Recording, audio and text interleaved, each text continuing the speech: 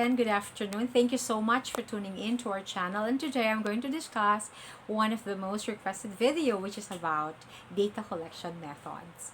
So, once you're doing your thesis, it's very exciting that you love the qualitative type of research, because once you're doing qualitative type of research is wherein you're going to have quality. So despite the fact that in qualitative research you have a very few samples, the good thing about here is you get to discover people, the underlying assumptions, their underlying beliefs, their underlying attitudes, and you'll be able to explore more about what they love to do, what are the reasons for doing this and that, and it will give you a thorough analysis of their behavior, attitudes, and perceptions as well. As Simon Sinek once said, that if you understand people, you don't understand business. So it's very important that we understand people and you'll be interested in them, so that you'll be able to be very good in a lot of in your career, in sales, in writing, in managing, in leadership. So data collection method is also one of the thing wherein you'll be able to accomplish your objectives of the study. So without data collection method, the objectives of the study wouldn't be accomplished. So it's very important that you make sure that in the method you'll be using, you'll be able to accomplish the specific objectives that you have so stipulated in your objectives of the study. So the first one I'm going to suggest is for you to use the interview. In data collection method, interview is one of the most famous because it's very interesting. Because in interview, this is the chance where you can do follow-up questions, especially if you're using a semi-structured interview. So in a semi-structured interview, you have a predetermined questions, but the good thing about semi-structured method is that you'll be able to do follow-up questions. So for example, you're doing a research about anti-battery programs about women that are battered by their husbands, whether emotionally or physically. And then if you're asked about what are the titles of the programs that they are producing for these women, and answer to the question is not that very clear or it's vague, then you can do a follow-up question. You can say, that's sure the title of the program is supposed to be for women, but why is that the title is seemingly intended for men? So, and then Mr. So and so will be able to answer this one.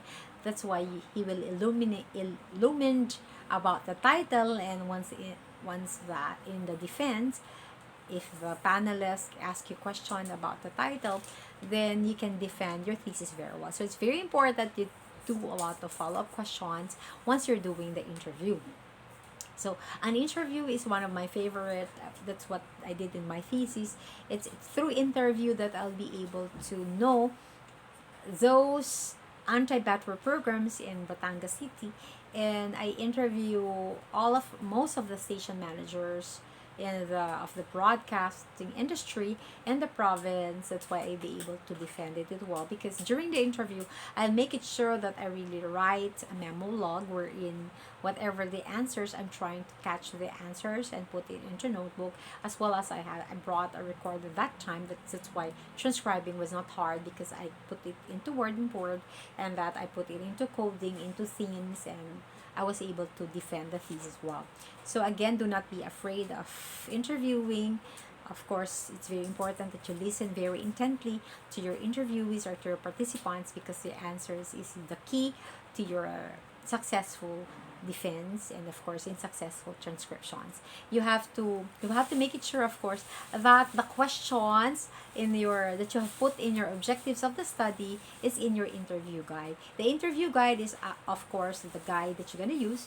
So as much as possible, it's not really that you have to follow everything sequentially, but of course you have to make sure that you have asked all the questions that is in your interview guide. They are the set of questions that you have to ask to your participants. That is what we call a semi-structured interview. So I would suggest this is one of the best data collection method that you can use if you're using a qualitative type of research. The second most, of course, is the FGD, or the focus group discussion. Focus group discussion is also the same as an interview, except that you will interview your participants in groups. So you can interview with them in a set of 10 to 12.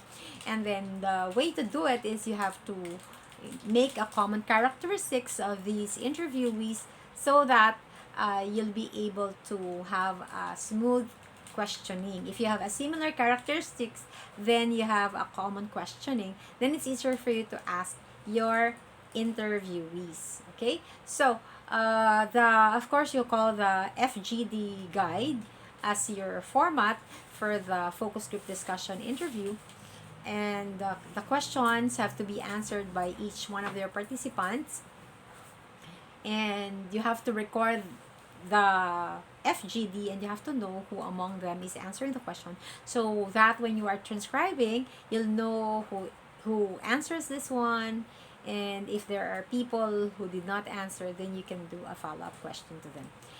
In FGD, it's a shortcut to interview because you're also doing the interview, but of course they are in group, so it's a very good discussion also. But of course FGD can also be coupled with the interview, so that you can get FGD a different set, and you can have people a different set also, to reinforce the answers of your FGD.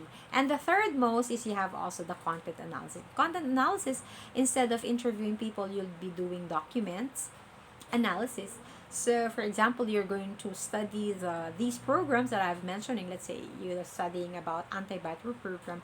You're going to take a look, let's say, for a 1 year program of this radio station or this television station, and then you're going to analyze, for example, how are women portrayed in this program, what are the language used in those programs, and then how are men treating them in this program.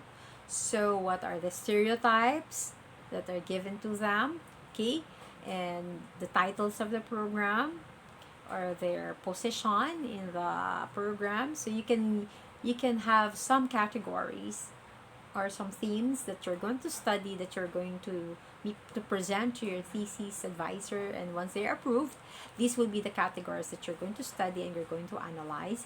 And based on the documents you have gotten, you will be analyzing the images, the pictures, the language, and from there you're going to tally them and do categories so that you can present your data, of course, within the time frame that you have so proposed in your qualitative research. So I would suggest that if you'd like, combine you can combine these methodologies, or the two of these methodologies that you can combine. Like in my case, I combined interview with content or textual analysis, so that I defended my thesis well, because I have these not only interviews, but I also try to analyze the content of the programs that I have so gathered and I have so documented, and of course by getting it from the participants.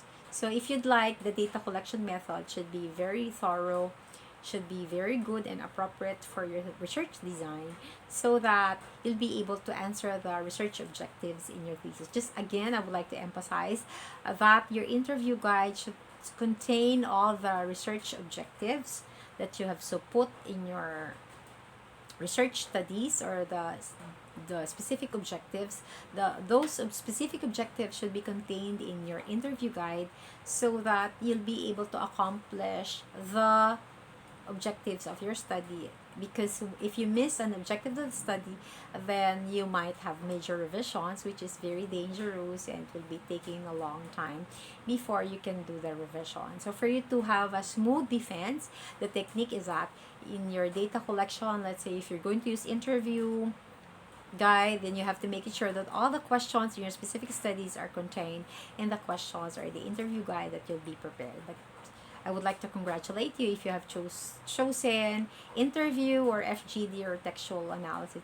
It's very interesting, especially if you have if you will be opting to go for qualitative research, wherein you'll be really seeing the underlying assumptions, perceptions, beliefs, attitudes. So it's very interesting, because in my case, I have loved doing the qualitative research, because okay, I love knowing the behavior, the attitudes, and you might have a few interviewees, but the good thing about the qualitative analysis is that you'll be able to unveil a lot of issues, a lot of things that have not been unveiled before, or if there are lack of study or lack of information, or of course lack of understanding, which is your research gap, you'll be able to provide them to your defense panel. That's why they're gonna pass you, because you have a great data collection method. So again, I would suggest, if you have, they're doing qualitative research, it's very important you can do, like, number one, in the ABCom department, we are very much in love with the interview, with the FGD, and textual or content analysis. So thank you so much. If you have questions about these three research methods, you can comment down below. And if you have requests about how to pass your thesis, or your how to write a research paper, then you can comment down below. And if you have a favor on what next video you'd like me to do, then you can just comment in the box below this YouTube channel. Thank you so much. I hope you like this video, and if you can subscribe, like, and share, so that they can also learn more about research and thesis writing, which I really love and have defended very well in my master's thesis at the University of the Philippines. And as a professor, I usually require my students to try and also be in love with the qualitative research, because this is a research wherein you're not only dealing with numbers, but you are really trying to understand people. As Simon Sinek said, that if you don't understand people, then you don't understand business. And it's only in qualitative research also that you'll be able to be very good in sales, in customer service, in leadership, because this is a one way of understanding people. So thank you so much. I hope you learned something from here, and of course, please consider subscribing and liking and sharing. Thank you so much. Bye bye for now. See you soon.